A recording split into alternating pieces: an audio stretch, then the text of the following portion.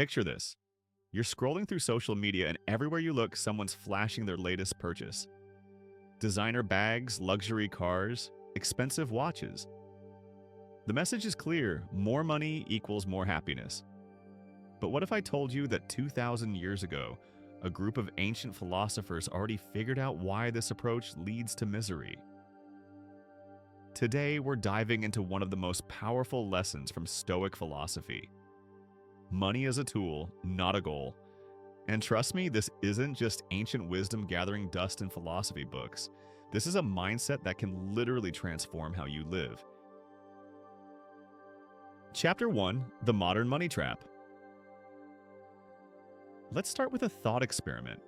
Imagine you're living in a simulation where every time you earn money, you get a small hit of dopamine. Sound familiar? Well, congratulations. You've just described modern society. We've turned money into the ultimate boss battle, the final achievement to unlock. But here's the plot twist that would make even the best science fiction writers jealous. The ancient Stoics already saw through this illusion. Marcus Aurelius, literally the most powerful man in the Roman Empire, wrote in his personal diary, "Very little is needed to make a happy life." Think about that for a second. The guy who could buy anything, own anyone, conquer any land, realized that chasing wealth for its own sake was like chasing your own shadow. You'll run forever, but you'll never catch it. Chapter 2: The Stoic Money Formula. Now, before you think the Stoics were broke philosophers sitting in caves, let me blow your mind. Many of them were incredibly wealthy. Seneca was one of the richest men in Rome. Epictetus started as a slave, but understood value better than most billionaires today.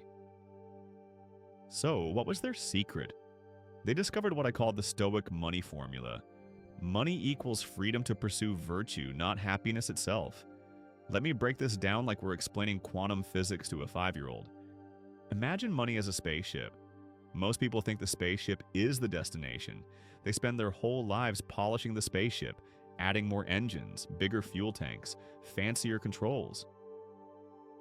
But the Stoics, they realize the spaceship is just a vehicle. The real question is, where are you flying to? Chapter 3: The Freedom Paradox. Here's where things get really interesting. The Stoics discovered something that modern neuroscience is just catching up to. The more you need something, the less free you become. Picture this scenario. Person A has $1 million but panics every time the stock market drops.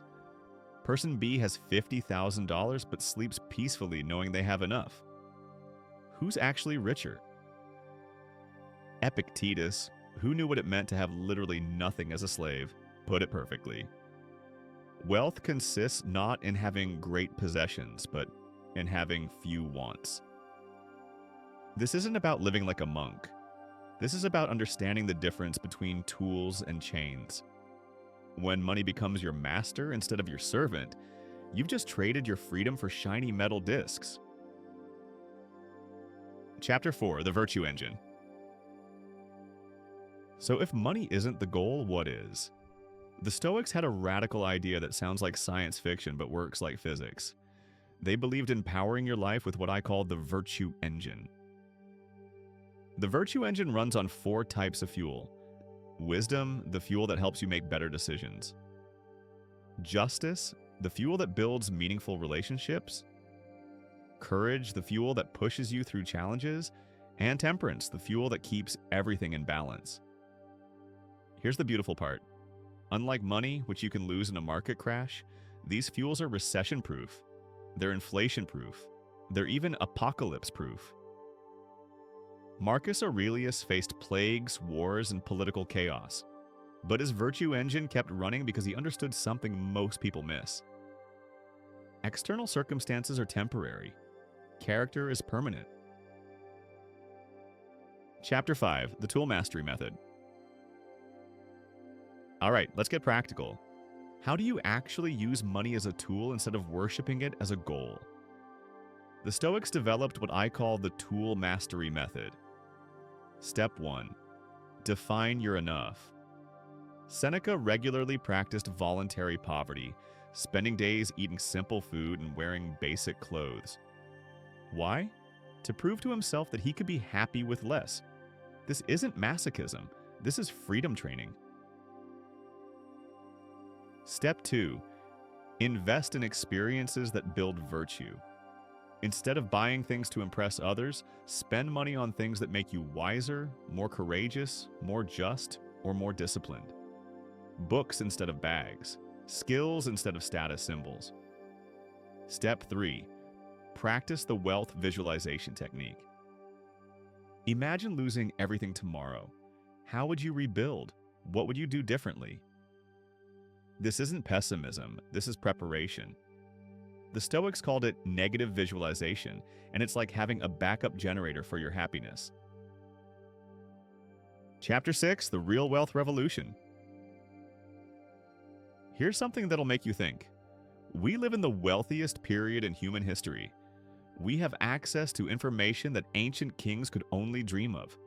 We have technologies that would seem like magic to someone from just a century ago. Yet anxiety and depression rates are skyrocketing.